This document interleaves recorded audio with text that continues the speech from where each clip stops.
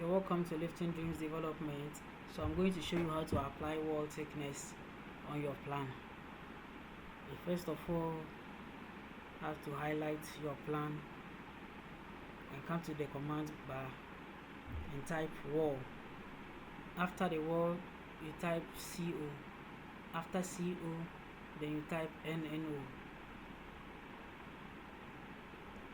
You see your wall thickness will appear like this. Then you go and set the size of your weight, your wall thickness, and you are done.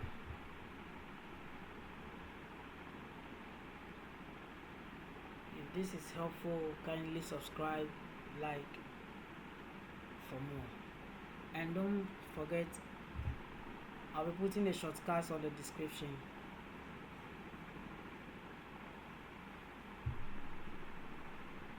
Thank you.